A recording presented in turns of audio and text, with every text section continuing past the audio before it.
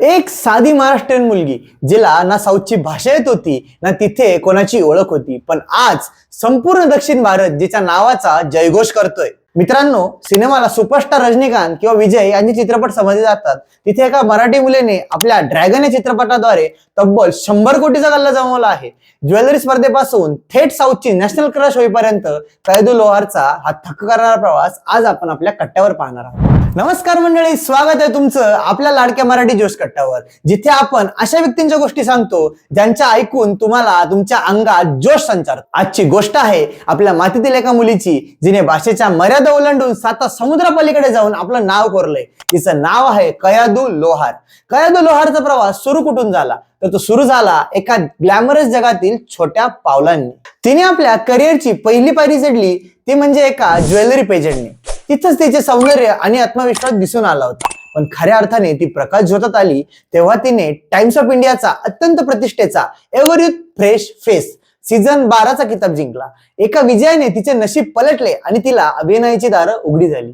Times fresh face मध्ये चमकत असतानाच 2021 मध्ये तिला पहिला ब्रेक मिळाला. तोही मराठी नाही बरं का, तो एक होता कन्नड चित्रपट. त्याचं नाव होतं मुगिल पेटे.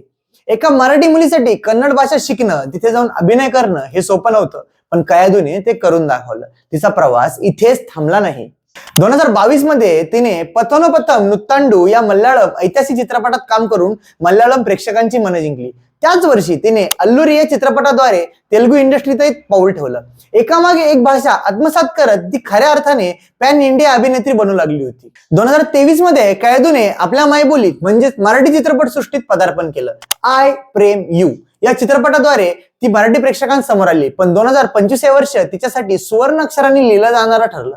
तमिळ चित्रपट ड्रॅगन त्या वर्षी प्रसिद्ध झाला आणि इतिहास घडला. एका मराठी अभिनेत्रीने तामिळ चित्रपटाद्वारे तब्बल 100 कोटी रुपयावरून अधिक कमाई केली आणि या चित्रपटाने कैदू लोहारला एका रात्रीत सुपरस्टारच्या रांगेत नेऊन बसवलं. आज साऊथ मध्ये तिची क्रेज एवढी वाढली आहे की तिला तिथले लोक आपलंसं मानू लागले आहेत.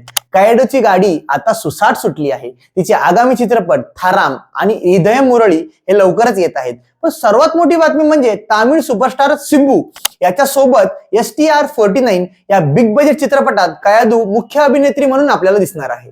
विचार करा मित्रांनो, जिथे पोहोचण्याचं स्वप्न हे लाखो मुलींचं असतं, तिथे आपली ही मराठी मुलगी आपल्या मेहनतीने पोहोचली आहे. कैदू लोहारचा हा प्रवास आपल्याला एकच शिकवतो, जर तुमची जिद्द मोठी असेल तर भाषा प्रांत तुमच्या आड येत नाही. महाराष्ट्राच्या मातीतील ही लेक एका दक्षिणात्य सिनेसृष्टीत जाऊन राज्य करते, ही आपल्या सर्वांसाठी एक अभिमानाची गोष्ट आहे. तुम्हाला कैदूचा कुठला चित्रपट आवडतो हे तुम्ही कमेंटमध्ये नक्की सांगा. तुम्ही ड्रॅगन सिनेमा पाहिला आहे की नाही हे सुद्धा कमेंटमध्ये नक्की कळवा. व्हिडिओ आवडला असेल तर शेअर करा आणि अशाच प्रेरणादायी मराठी कथांसाठी मराठी जोश कट्टाला सबस्क्राईब करा. पुन्हा भेटूयात एका अशाच जोशपूर्ण व्हिडिओमध्ये. तोपर्यंत धन्यवाद.